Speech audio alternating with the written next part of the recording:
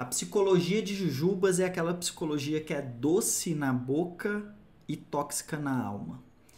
A psicologia de jujubas é a psicologia que mais atrapalha do que beneficia. E hoje, aqui através desse vídeo, eu não quero apontar o dedo para um grupo específico, para uma abordagem específica, para um método específico. Não é esse o meu intuito. O meu intuito é de fazer aqui um manifesto, talvez um comunicado, um pronunciamento, para que chegue até você, que trabalha com saúde mental. E que chegue até você também, que é atendido pelo sistema de saúde mental. E aqui sistema não estou me referindo a um organismo, né, algo governamental, mas com profissionais que trabalham em saúde mental, você que é paciente, que faz terapia, que toma remédio e tudo mais. Tem me chamado muita atenção há um certo tempo, há pelo menos uns 6 anos, 7 anos. Eu comecei a faculdade de psicologia em 2014, né? Então, já são mais de 10 anos. E me chama a atenção que essa psicologia de jujubas, e que eu estou trazendo aqui para vocês, ela nega uma coisa fundamental, ao meu ver, para a saúde mental, que é a autorresponsabilidade. Essa psicologia é aquela psicologia que tá tudo bem ser ou fazer tal coisa, é aquela psicologia que não reconhece limites, é aquela psicologia que não reconhece valores dos próprios pacientes, é aquela psicologia que não consegue avaliar, por exemplo, uma distorção cognitiva, né? Quem é da TCC na faculdade é uma das coisas que a gente aprende, e que tá tudo bem. O terapeuta, ele vira ali quase que uma porta, ou quase que uma pessoa que vai só dizer: tá tudo bem, não tem problema, não se importe com isso, você precisa aprender a lidar melhor com isso, você é assim, você é isso, você é aquilo, enfim. Várias coisas que eu vejo como tóxicas para a essência do sujeito. Por isso que eu decidi gravar esse vídeo sem roteiro, eu decidi gravar esse vídeo sem pensar em pontos, né? Que eu sempre gosto de fazer para vocês 3 pontos, 5 pontos, porque eu acho que o aprendizado fica melhor. Mas eu acho que é também importante a gente falar um pouco do nosso coração. É importante a gente falar também daquilo que a grande manada, o que os grandes setores da psicologia negam diversas vezes de forma arbitrária, né? Diversas pessoas que são psicólogas, psicólogos, falam em nome da psicologia como se aquilo que eles estivessem falando é a psicologia. Eu não acho ruim eles terem opiniões diversas, as minhas, é claro. Eu não acho ruim que eles possam ser famosos, que tenham, enfim, vários programas aí na internet, canal no YouTube, enfim.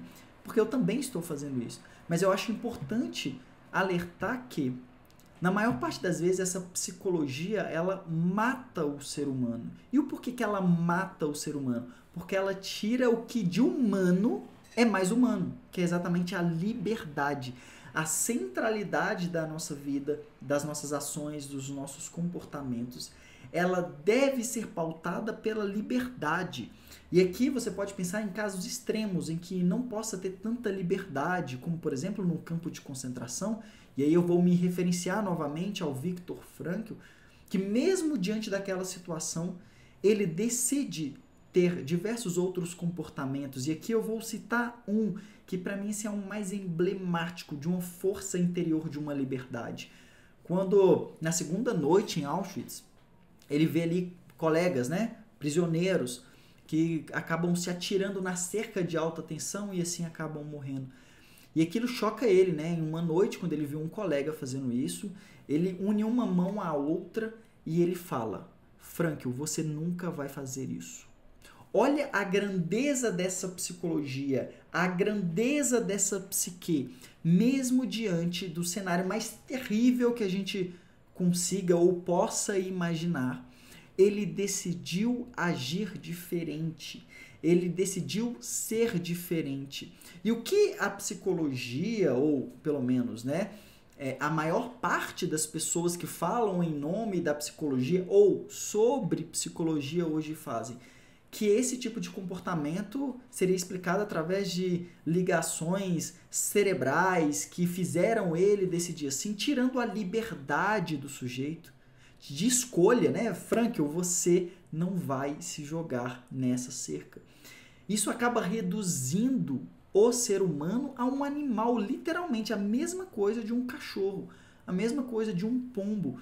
E aí eu me recordo também da minha palestra no congresso do ano passado, presencial em Belo Horizonte, para terapeutas, psicólogos, onde eu coloquei do Instituto do Skinner, né? Eles filmaram ali um pombo jogando ping-pong, né? Um pombo jogava a bola para um lado, um pombo jogava a bola para o outro. Você pode pesquisar esse vídeo aqui no YouTube, tá bom?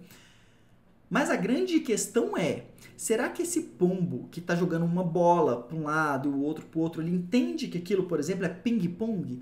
Ele quer ganhar? Aquele pombo acordou aquele dia e fala, cara, hoje eu tenho uma disputa de ping-pong, hoje eu tenho uma disputa de tênis de mesa, hoje eu tenho uma disputa que eu quero vencer?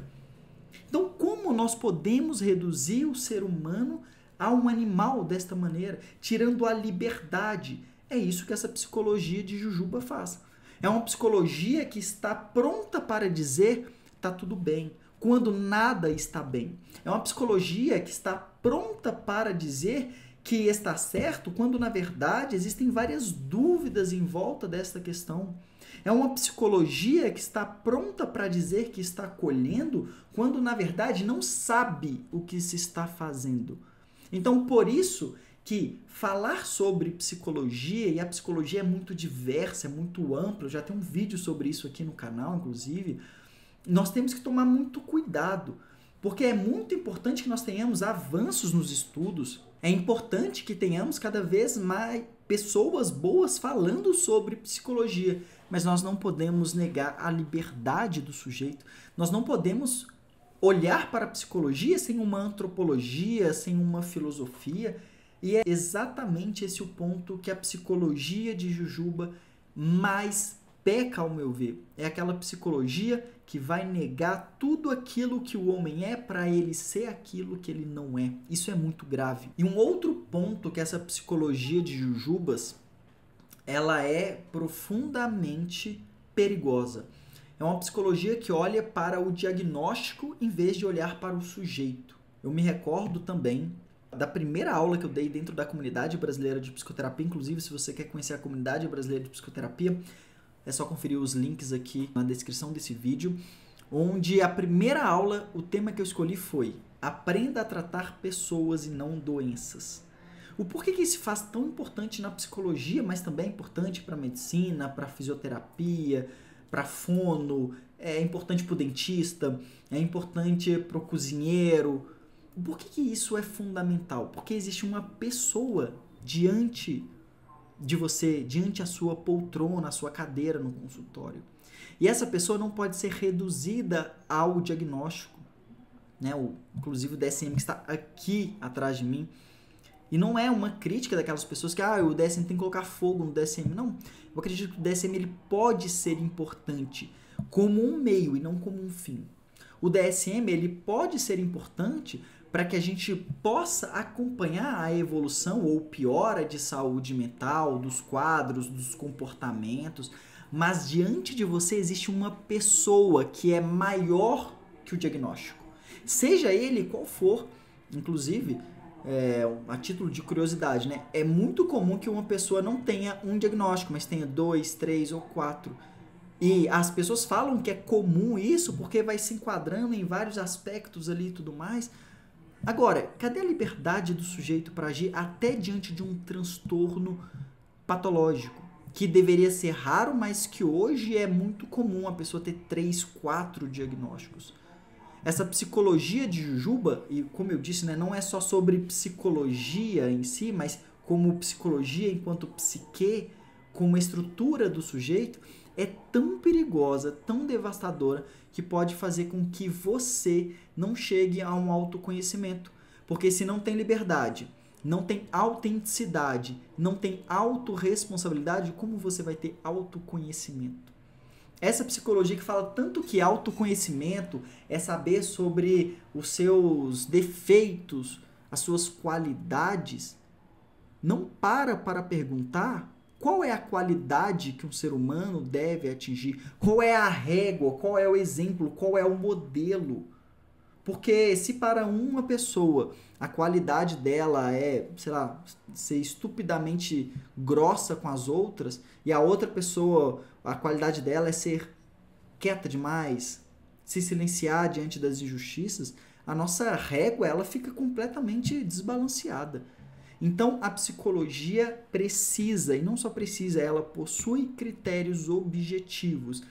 Agora, essa psicologia de jujubas, ela não apresenta critérios objetivos, ela não apresenta critérios para que a pessoa possa se desenvolver para ter o autoconhecimento que tanto afirma ter. E um terceiro ponto que é tão perigoso. Essa psicologia, ela enquadra mais o sujeito em adoecimento do que liberta o sujeito do adoecimento. Por isso se faz tão necessário essa postura contra a psicologia de jujubas. Essa psicologia que pouco ajuda e mais atrapalha. Essa psicologia que é tão doce na boca, mas é profundamente tóxica para a alma. Se você concorda comigo, eu quero saber aqui nos comentários. Se você discorda também, o mais importante é que a gente possa abrir essa discussão para que opiniões diversas também possam aparecer.